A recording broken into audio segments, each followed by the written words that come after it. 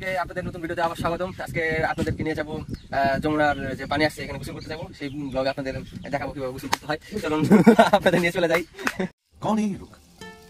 গ্রামের আঁকা বাঁকা রাস্তা এবং পানির সৌন্দর্য দেখতে দেখতে আমরা আমাদের যাত্রা শুরু করে দিলাম। আনিস ভাই,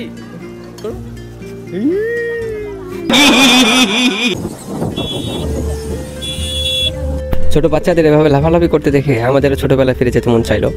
ছোটবেলায় তো ফিরে যেতে পারবো না, কিন্তু ছোটবেলার সেই দুষ্টামিগুলো তো করা যেতেই পারে।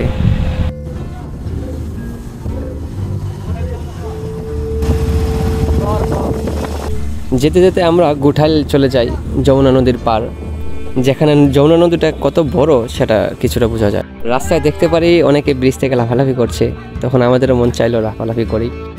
কিছুক্ষণ ব্রিজ থেকে আমরা লাফালাফি করলাম।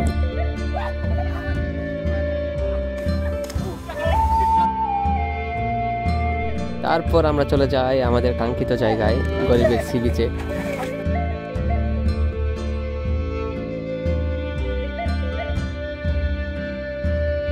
আমরা এখন উপস্থিত গরিবের সি বিচে,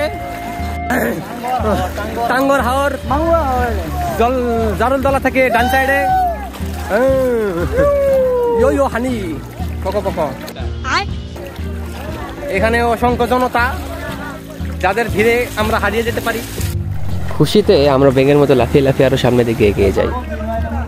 সেখানে যাওয়ার পর দেখতে পারি অনেকে ফুটবল খেলছে হাত দিয়ে পানির মধ্যেই, অনেকেই গাছে ওঠার চেষ্টা করছে লাফালাফি করার জন্য। আমিও চেষ্টা করেছিলাম, কিন্তু গাছে ওঠা যায় না অনেক পিচ্ছিল জন্য।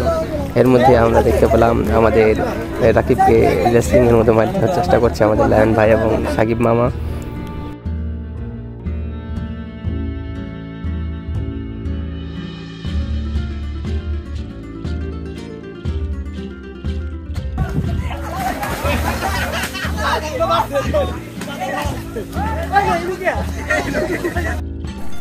এদের ফুটবল খেলা দেখে অনেক ভালোই লাগছিল, মন চাচ্ছিল যে এদের সাথে আমরা ফুটবলও খেলি।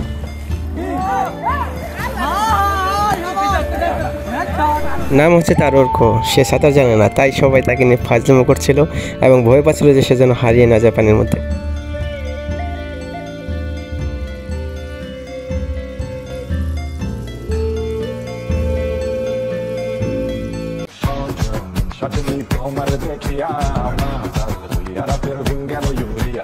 আমরা মামা ভাগ্নে সেই একটা নাচ দিই।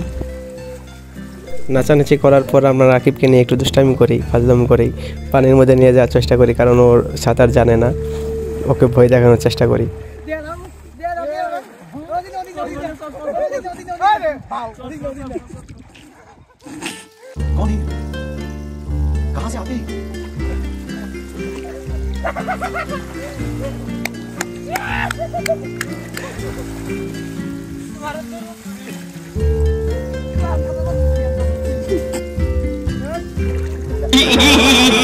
এতক্ষণ ধরে লিওন ভাই আমাদের খেপে দিয়ে লেপে দিচ্ছিল, এখন আমরা সুযোগ পেয়ে লিওন ভাইকে খেপে দিয়ে লেপে দিলাম।